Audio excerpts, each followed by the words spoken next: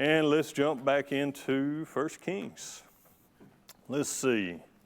We looked at last week, we covered the latter days of Jeroboam, and that was the early part of 1 Kings chapter 15. I almost said 1 Corinthians.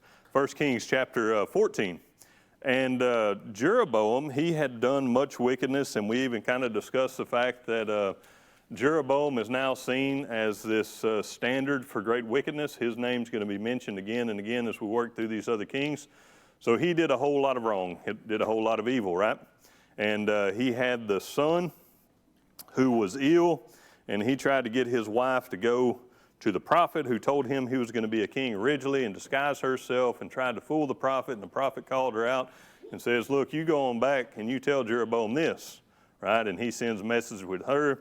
Also says that that child's going to die when she gets back to the city. She goes back, the child dies, and we kind of catch the latter part of Jeroboam's reign there in that section. And we only really lack two verses to close out, and that is verse 19 and verse 20 of 1 Kings chapter 14. So we'll go ahead and read through those, and then we'll continue with our verse-to-verse study. There in verse 19 it says, now the rest of the acts of Jeroboam, how he made war and how he reigned, indeed, they are written in the book of the Chronicles of the Kings of Israel. The period that Jeroboam reigned was 22 years, so he rested with his fathers. Then Nadab, his son, reigned in his place. To my understanding, that resting with his fathers, it's really just kind of natural death, and then he's buried with his fathers. Now remember what the warning that was given as far as it pertains to all his sons. Eaten by dogs, eaten by birds, depending on where they die. If it's in the city, they'll be eaten by dogs. If it's out in the fields, they'll be eaten by birds. The effects of the things that he had done still have an impact even on his children, and we'll see that prophecy be fulfilled as we work through the text. But that is kind of the close of Jeroboam. Now we're fixing to move into Rehoboam, and we'll pick up, because if you think about it, I guess the last time that we've seen Rehoboam was actually back when he wanted to go to war against Israel. You remember? Right? He wanted to go to war against his own brethren, and actually a prophet came, Shemaiah, comes and tells him, look, no, this is of God. You don't go to war against your own brethren. So they kind of back up and they don't go to war against them. And that was the last we heard of Rehoboam. And now everything's been focused on Jeroboam, on the prophet of God, the man of God, as well as the old prophet. And now we close out with Jeroboam, and here we move into Rehoboam. Let's go ahead and look at this next section. There was wickedness in Israel, and guess what? There is wickedness in Judah just the same. Verse 21. And Rehoboam, the son of Solomon, reigned in Judah. Rehoboam was 41 years old when he became king. He reigned 17 years in Jerusalem, the city which the Lord had chosen out of all the tribes of Israel to put his name there. His mother's name was Naamah, an Ammonitess. Now, at first glance, there's not just a whole lot in that first verse, but the reality is there actually is a bunch in that verse. And one of the things that kind of stands out, one of the first questions I ask about it is, why is it that we get a mention of who his mother is here at the very end of his life? Why is there now a mention? What's even more peculiar is the fact that there's only 10 verses that are going to be spent on Rehoboam here. Verse 21, we get a mention of his mother being an Ammonite, as well as in verse 31, when we get to the end of his life, it mentions again that his mother was an Ammonite. That I find a little bit peculiar when I look at the text. Now, there's two other things that stand out in this text also. One of those shows us that as you work through the text in the Kings, it's not always in chronological order. How long did it say Jeroboam reigned? 22 years for Jeroboam, right? How many years did Rehoboam reign? So we just backed up 5 years as far as if you're working through it chronologically, right? But there's even still something that stands out more than that.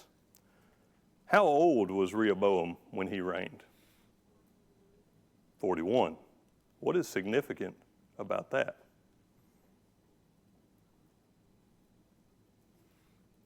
How many years did Solomon reign? Was it 40? 40, okay. Right? So we just gained a piece of information here that we haven't seen yet as we've worked through 1 Kings.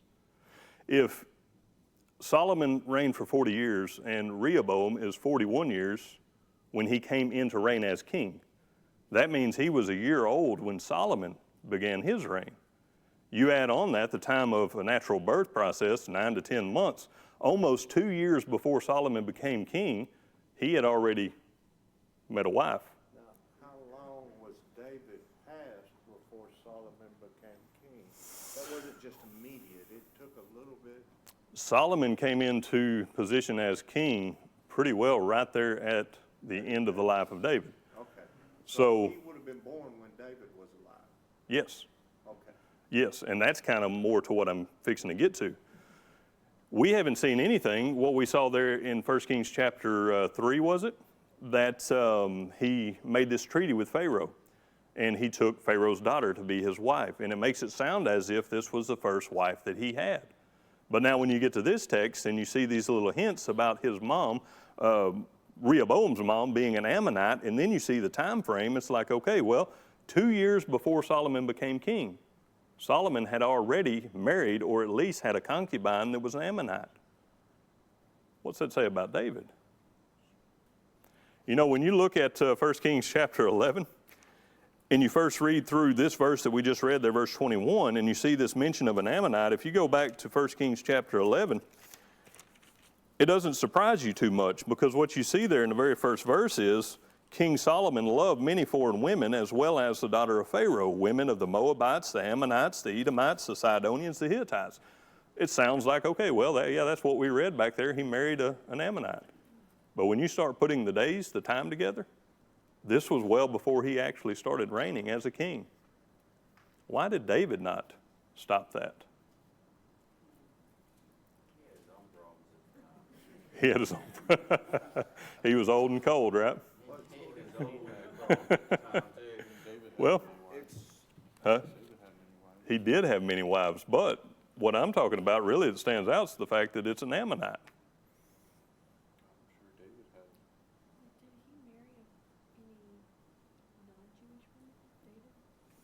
I don't remember on David. I didn't go. We'd have to ask Preston or ask Chris. They did 1st and 2nd Samuel.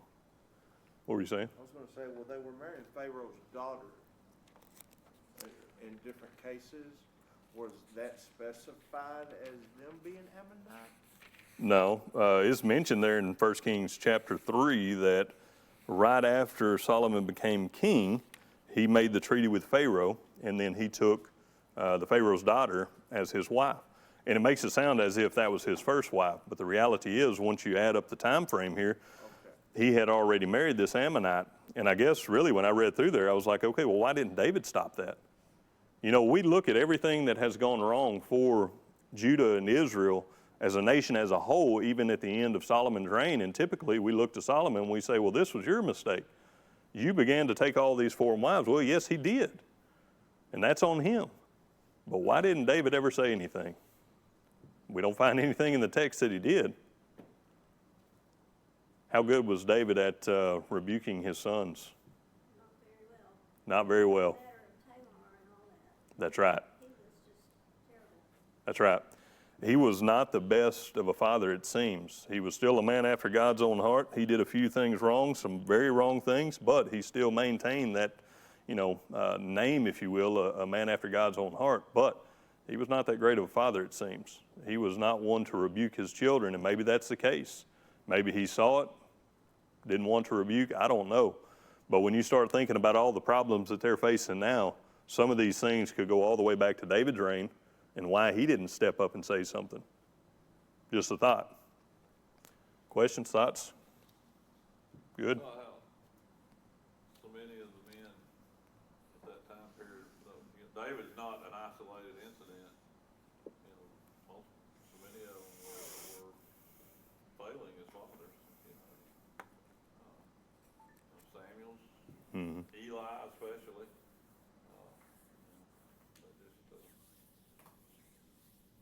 Sometimes they didn't take care of all their responsibilities. Right. And, even in that culture, in that time frame, the mothers would have had a greater influence on the children. especially in the position of a king. I mean, the king likely didn't have nearly the time that other fathers would have had in rearing up their children, but you do see it quite often, even with others and prominent names of the Bible who didn't quite bring about discipline as they should. But part of the problems that we are seeing could also be connected back to David, I guess is the point I was trying to make. So, you know, when you look at what happened to Jeroboam and then you move into this section about Rehoboam, and we haven't heard anything about Judah and Rehoboam for some time, it's like, okay, well, hopefully things were going good back in Jerusalem. And you like to have that kind of high hopes, right? That's where the temple is. Hopefully they're doing well. And, well, you look at verse 22. It says, now Judah did evil in the sight of the Lord, and they provoked him to jealousy with their sins which they committed, more than all their fathers had done. For they also built themselves high places, sacred pillars, and wooden images on every high hill under every green tree. Israel had its problems, but guess what? So did Judah. Every hill that you looked upon, every green tree, they had these pillars, they had these places of worship. They were spreading idolatry just as rampant as what Jeroboam was. And I'm not sure why it says it like this, but did you recognize every time that it's talked about Israel, they point to Jeroboam? It's always Jeroboam's wicked deeds. But then when it shifts gears and it goes to Judah, it hones in on Judah rather than honing in on Rehoboam. I don't know if there's anything to that, but now it transitions in this nation. Judah did evil in the sight of the Lord. They have provoked him to jealousy. He's angry. They're doing all these things, and they're setting up these places, these pillars and wooden images under every green tree. And if it wasn't bad enough, look at verse 24. And there were also perverted persons in the land. They did according to all the abominations of the nations which the Lord had cast out before the children of Israel. Now, you might have a footnote there in your Bible like mine that says the idea of this perverted person is that of one practicing sodomy and prostitution and religious rituals. This is how far Judah had gone. This is how far they had actually, backpedaled and backstepped into the old ways and what they were doing, the people in the land, before they even came into the land. These are things that were happening that all of Israel was instructed, even by Joshua, to come in and to eradicate all of these things. And now here you have them doing the very same things. All right, well, just as we looked at David and the possibility that he could have had an influence or a better influence on Solomon and not allowing him to take an Ammonite as a wife, now think all the way back to Joshua and when they came in and they took the land. If they had done everything that God had asked them to do, we wouldn't have this problem, would we? So it stands to reason that these kind of practices never fully left the land. It may not have been the case that God's people was doing these things, but now it is the case that they are. What they didn't take care of so many years ago continues to surface even now. If we have the mindset that we could compromise on a small thing even today, something that we compromise on that might not create a problem that is all that grand in our eyes, or even that much for us to deal with in our lifetime. But you had better believe that compromise in the next generation is going to be twice as difficult, because it's going to continue to create more problems. And that's what we're seeing here. The mistakes from the past continue to surface and continue to show their face. And now they are doing these types of things even within their worship and religious services and things of that nature. Well, I don't know about y'all, sometimes when I was growing up, if I really started making some mistakes and doing things that I wasn't supposed to do, sometimes Pops would just come up behind us and give us a little pop on the back of the head, kind of a little shot to reality, right? Think about what we're doing. It's kind of what God does here. Look at verse 25. It happened in the 5th year of King Rehoboam that Shishak, the king of Egypt, came up upon Jerusalem, or against Jerusalem. And he took away the treasures of the house of the Lord and the treasures of the king's house. He took away everything. He also took away all the gold shields which Solomon had made. Now, it's almost like all this wickedness is continuing to prevail and is continuing to get worse and worse, even to the point that the ways which the people expressed worship as they came into the land, now they're doing those same things, almost like God's giving them a little slap, if you will, a little wake up. Like, what are you doing? What are you thinking? Right? Well, when you read through this, I don't know about y'all, but when I read verse 25 and verse 26, I was like, hold on, slow down. What did I miss here? It seems like we lost some information somewhere. All of a sudden we go from their wicked deeds to now you have this Egyptian king coming in and taking their goods and their treasures, and nobody says anything. Sounds like something's missing, right? Turn over to 2 Chronicles. It gives us a little bit more information and something that's somewhat amusing, and I guess maybe it shouldn't be amusing, but if you look in 2 Chronicles chapter 11, starting there in verse 5, you remember when, even as mentioned kind of when we started, when Rehoboam wanted to go to war against Jeroboam and all of Israel, and God sent the prophet and told him, no, you're not going to war against them. This is of my doing, right? Don't fight against your brethren. Well, that's what you see there at the beginning of 2 Chronicles chapter 11. But then in verse 5 and following, what Rehoboam did after the fact, he actually went back and he fortified their cities. And he made sure to get his men more prepared to provide a defense for the people. Look at there at verse 5, it says, so Rehoboam dwelt in Jerusalem, and he built cities for defense in Judah. And he built Bethlehem and Etam and Tekoa, and verse 7, verse 8, verse 9. Verse 10, a long list of these places that he fortified, these cities. Verse 11, and he fortified the strongholds, and he put captains in them, and stores of food, and oil, and wine. Also in every city he put shields and spears, and made them very strong, having Judah and Benjamin on his side. So when he was told he could not go to war against his own brethren, he listened, he didn't.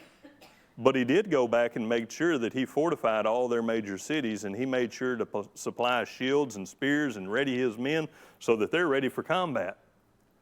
Here's why I find that somewhat humorous. If you go to chapter 12, it seems there was this short time that Rehoboam was trying to do right. But then he quickly begins to do evil, just the same as Israel and Jeroboam. Now he is prepared to build up an army and build up this defense that could withstand someone coming in against him. What is the saying? If you're fighting against God, you're going to lose. Was that Gamaliel that told that to the Jews, even against the apostles? He tries to build up this defense, but look there at chapter 12, starting in verse 1. It says, now it came to pass when Rehoboam had established the kingdom and strengthened himself, that he forsook the law of the Lord, and all of Israel along with him. Started out good, but then started making some mistakes. They're a fortified city with a lot of military might. Verse 2, and it happened in the 5th year of King Rehoboam that Shishak, the king of Egypt, came up against Jerusalem because they had transgressed against the Lord with 1,200 chariots, 60,000 horsemen, and people without number who came in out of Egypt.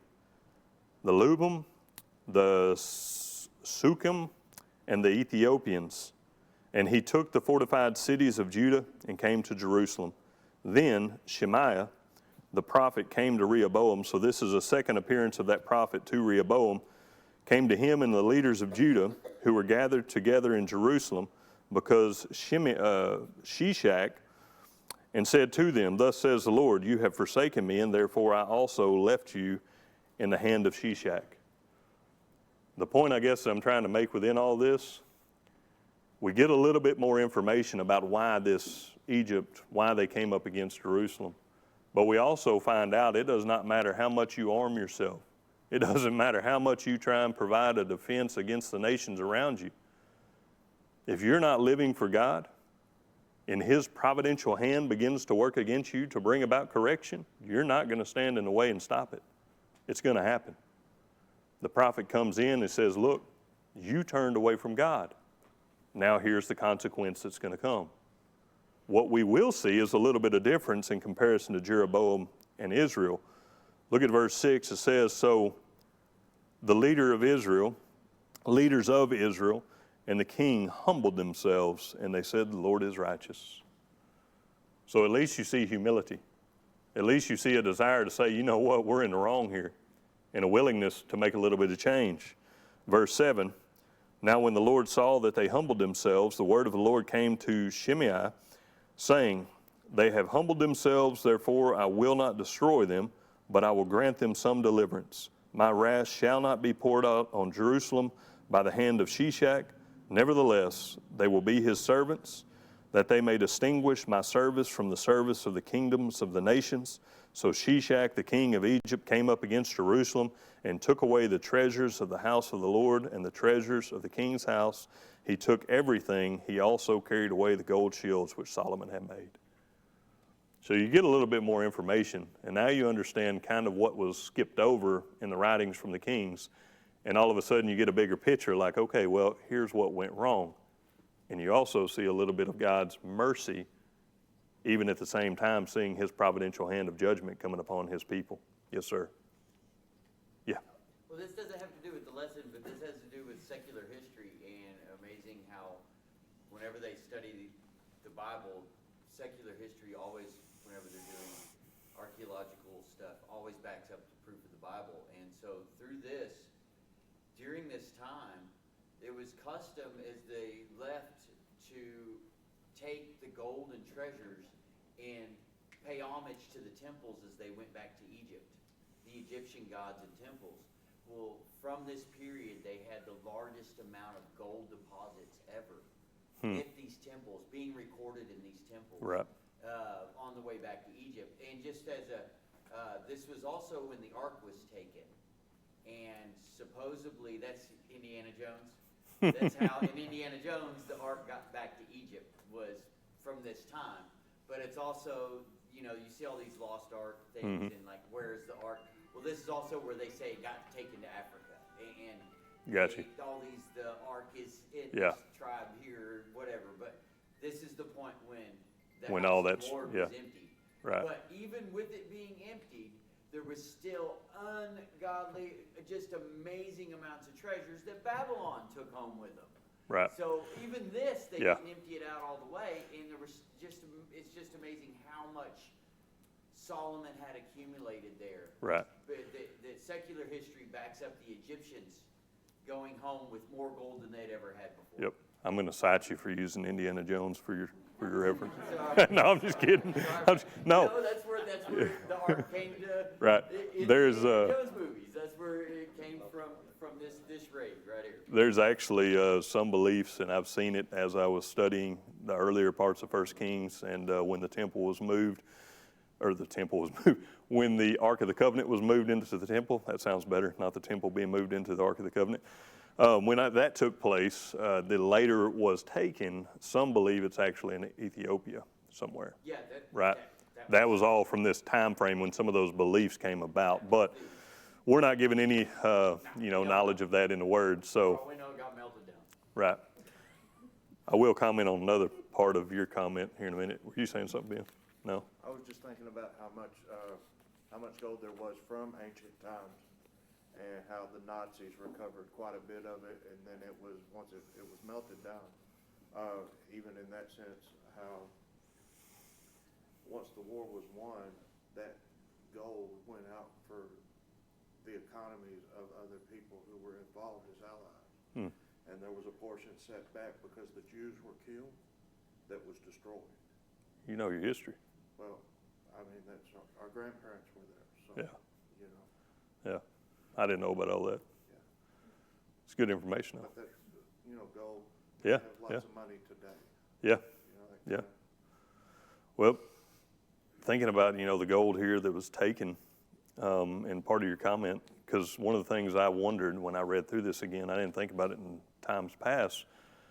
If you look there in 1 Kings chapter 14, in verse 26, it says, and he took away the treasures of the house of the Lord and the treasures of the king's house. He took away everything, is what the text reads.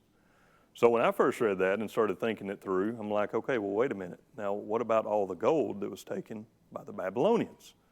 And the more that I was studying through Kings and Chronicles, we'll find out later that there was these other opportunities for God's people to bring in abundance of gold. So that also helps answer, where more of this gold comes from once the Babylonians come in, and they have a lot of gold to take also. But for this moment, it seems to be the case, most every bit of gold that was there, they took, as it pertained to the king's house and to the temple. They took it all. And there wasn't much resistance because, the prophet came to Rehoboam letting him know. Verse 27 there, it says that Rehoboam made bronze shields in their place and committed, now talking about those golden shields that Solomon had made, well, they take those, so Rehoboam makes bronze shields in their place, and he committed them to the hands of the captains of the guards who guarded the doorway of the king's house. And whenever the king entered the house of the Lord, the guards carried them, then brought them back into the guard room. So now they have these gold shields, and you can only think that, what they had before was so much more precious and so much more pure. And now what they have, because of all their fault and all their mistakes, is something that is less pure, right? They had the golden shields, now they have these bronze shields. And they continue to use these to provide defense for the king. Now, we'll close up with Rehoboam. There, starting verse 29, it says, "Now the rest of the acts of Rehoboam and all that he did, are they not written in the book of the law, or in the book of the chronicles of the kings of Judah? And there was war between Rehoboam and Jeroboam all their days. So Rehoboam rested with his fathers and was buried with his father in the city of David. His mother's name," and here it is for the second mention, "his mother's name was Naamah, an Ammonitess. Then Abijam, his son, reigned in his place." The only thing that I can think as to why it would cap that off, that section about Rehoboam, making mention of his mother's name and that she was an Ammonitess, almost to say, in a sense, could you expect it to go any differently when you invite these other nations into your house? We were hopeful maybe that Rehoboam had done better, but the reality is he did just the same as Jeroboam. The only difference, Jeroboam set up new places of worship, new times of worship, new priests for the worship, all of these things. But Rehoboam had done plenty of bad himself. Thoughts or questions? Want to hear it? And then we'll get Paul. It's a little bit offhand, but back in 2 Chronicles 11, 13 through 17, it tells us, it shows the theme, I guess it's the start of the theme of Judah having so many benefits of learning from Israel's mistakes. Mm-hmm. And right here, this is the very beginning. It literally says in 13 through 17 of 2 Chronicles 11 that Judah benefited from Jeroboam setting up the idols in northern Israel, because it says here all the Levites, all the priests, they left their lands and flooded to Jerusalem. And it says that they strengthened Judah and the kingdom, and they were strong for 3 years, and they walked in the way of David and Solomon for 3 years. So like you said in chapter 12, where it says that Rehoboam did wrong, turned away from the Lord, they were good for 3 years. Mm-hmm. They had gained strength and were closer to God because of Jeroboam's mistakes.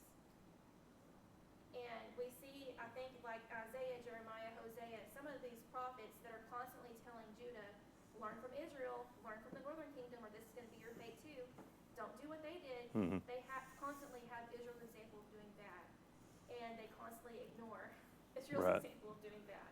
And So this was just one of those examples. yeah, and we still have, even today, these examples provided for us so that we can learn and try not to make the same mistakes. The sad thing with Rehoboam and Judah, there was that short time, those couple of years that they did good, and they began to fall away shortly after. Well, then you see this king from Egypt come in, and all of a sudden you see a change of heart there with Rehoboam saying, well, we made a mistake. They humbled themselves, and God showed them mercy. But if we continued reading there in 2 Chronicles, guess what? They turned away again, and he continued to do wickedness. Multiple times he had the opportunity to do right and did do right, but more times he did wrong. Yes, sir. I was thinking about, I know it doesn't specify, it said, every high hill or in a high place and under every single green tree. Well, even in a savanna type of landscape,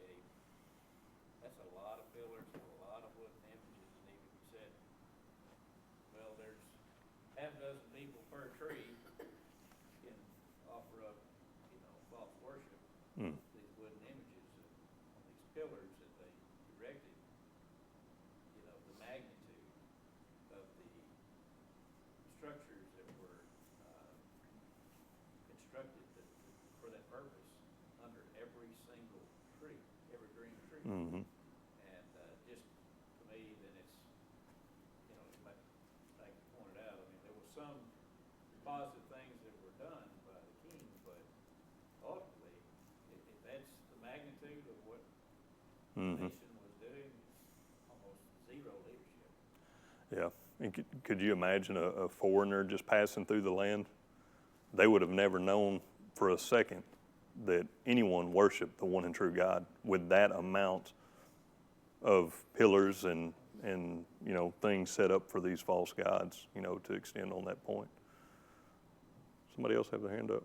I saw one more before I saw yours, I thought. Johnny? All right. Let me get this one, I'll come back to you, Johnny. I have a question. Yes. In 2 Chronicles 12, verse 8, what does the last half of that verse mean? That they may know my service and the service of the kingdoms of the countries? Is he making a comparison? You could have served me, now you're going to serve them. Like Jesus, my yoke is heavy. I don't know. I saw that earlier when I was reading too, and I was like, I wonder exactly what that means. And because it wasn't in Kings, I didn't really study it out all that much because I was studying other stuff, so I didn't dig too deep into that comment. So that's up for debate to exactly what is being said there. But he's making a point, or proving a point, it seems, and recognizing a distinction between the service of the kingdoms or these other nations. That's what I was wondering if he was making a distinction, or if he was saying because they were paying tribute, basically paying taxes or paying homage, whatever, to this king. If he was saying by doing that, essentially, by serving him, you're serving me. Does that make sense? By paying your time to them, you're paying your time to me. This is actually my punishment that's coming to them. Right. Does that make sense? Yes. Kind of. Yeah. Because it was God who was bringing about that punishment regardless. He showed mercy in not allowing them to completely destroy them, but there was still a debt to be paid, essentially, kind of along that line. Johnny?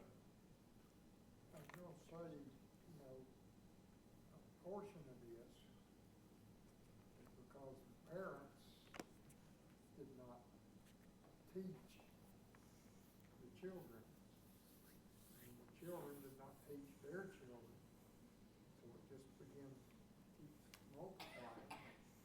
Even today, too many of us have not figured out the fact that it's a whole lot easier to learn from somebody else's mistakes. Mm-hmm. It's a lot easier on us than it is to make our own mistakes. Right. Don't learn. A lot of the times we don't even learn from our own mistakes, sadly, right? Yes, sir.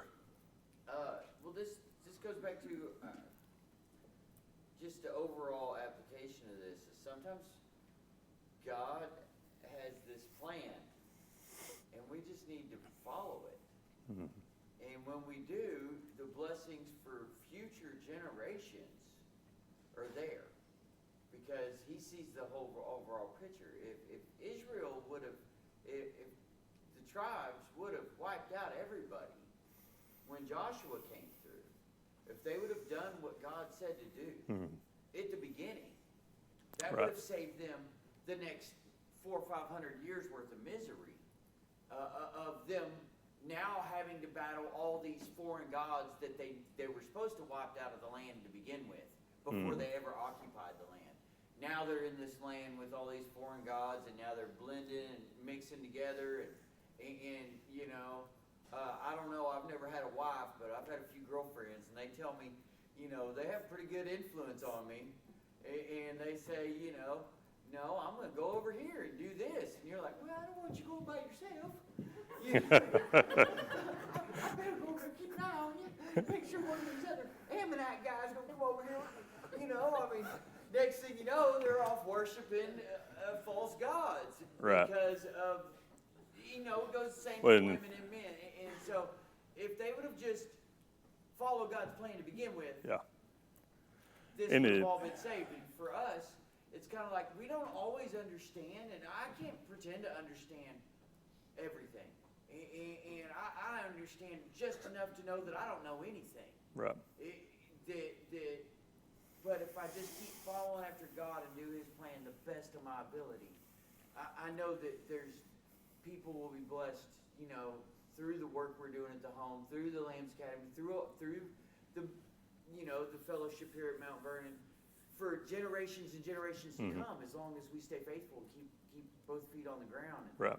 and push forward. We don't always have to understand the overall picture. Yeah.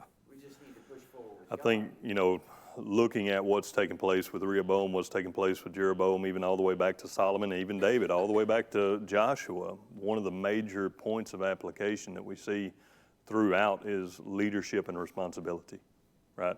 And that's one of the big problems that they face, leadership, and taking serious the responsibility that came with that leadership. And of course, then you find that you see the problems with idolatry, then the consequence of idolatry. But what you continue to see through all of this is the faithfulness of God's word. It doesn't matter how many people turn away from God. It doesn't matter if there is not a single person that does not believe in God anymore. Guess what? His word's still going to come true, right? He's still going to be there. That's not going to change nothing. So then the greater picture, the overarching picture, is the importance of repentance and restoration. We saw a brief moment of repentance with Rehoboam and Judah, and they were shown mercy. And then they turned right back away. And that's kind of how it closes out with Rehoboam and Jeroboam. We'll get a little into this next section, and we really should work through chapter 15 and 16 pretty swiftly, because it's almost as if even the writer of the Kings is trying to, from this point, quickly get to Elijah, because we don't see a whole lot of detail about these kings from this point forward. Just these little mentions of things that they did. Now, of course, with some of them, we will reference the Chronicles because there's a little bit more information that's given to us. Nonetheless, this next section, we have seen that there is wickedness all throughout Israel and Judah. And then I titled this Low Peaks and Deep Valleys, because even with the good kings, we never do reach the heights of glory that they had experienced in the early part of the reign of Solomon. And when they go down deeper, they go a whole lot deeper into these valleys in the wickedness that they are doing. So the first one, Abijam, he reigns in Judah. That's chapter 15, verses 1 through 8. There in verse 1 it says, in the 18th year of King Jeroboam, all right, so this is during the time that Jeroboam is still alive. We notice that difference in the chronological order there in the text. Jeroboam's still alive. This king comes into reign. This is the son of Rehoboam. Abijam, he becomes king over Judah. He reigned 3 years in Jerusalem. His mother's name was Maacah, the granddaughter of Abishalom. We're not going to have a whole lot of time, and we might look at it at the beginning of next week. But if you look in the Chronicles, the reference that is given there is this is the granddaughter, that Maacah, the granddaughter of Absalom. So this is in the family of David. It's just another way of spelling this particular name, or the way it could have been spelled. But nonetheless, he reigns 3 years. And then verse 3, what did he do? It says, and he walked in all the sins of his father, which he had done before him. His heart was not loyal to the Lord his God, as was the heart of his father David. He continued to do the same things, the very same things. Now, just a thought, because we mentioned a little bit about how they could have been more influential, these fathers. When I was thinking about that earlier, when I jumped over to the Chronicles, look at 2 Chronicles chapter 11. And this might help us to understand possibly how the mothers might have had a greater influence and how little of influence these kings might have had on their sons. If you look there at 1 Chronicles chapter 11, starting in verse 21. First or second? Oh, 2 Chronicles. Good call. 2 Chronicles chapter 11, starting in verse 21. It says, now Rehoboam loved Maacah, that's the same one mentioned, the granddaughter of Absalom, more than all his wives and his concubines. For he took 18 wives and 60 concubines, not quite as many as Solomon, but still a great number. And then he begot 28 sons and 60 daughters. How much influence could any man have on that many children? Right? Maybe part of the problem with taking so many wives and having so many concubines, not truly being able to raise these children up as you should.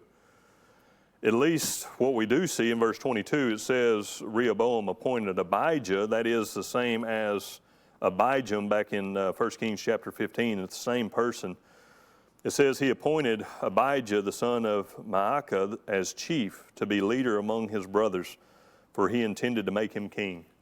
So he did have at least a little bit more influence on this man than he did the rest of them. If you continue reading there in the Chronicles, he actually took all his sons and began to spread them out amongst Judah and put them in different locations. And he would provide for them and give them provisions in abundance. But he spread his children out around the area, I guess, rather than having them all there around the house. I don't know. It's kind of strange. Probably sent the mothers with them. I have no idea. No idea. We're not going to get much more. That we'll kind of backtrack a little bit when we come back for our next class, and we'll read probably chapter 15, start there at verse 1 again. We just kind of lightly introduce that. But Abijam, what we've seen so far, he comes in to reign in Judah, following Rehoboam, and guess what? He's doing the exact same thing that his father did, continuing to commit the same sins. Not much has changed. We'll see a little bit of hope or a little bit of a light with one of these kings, but then the rest of it's pretty well downhill from there.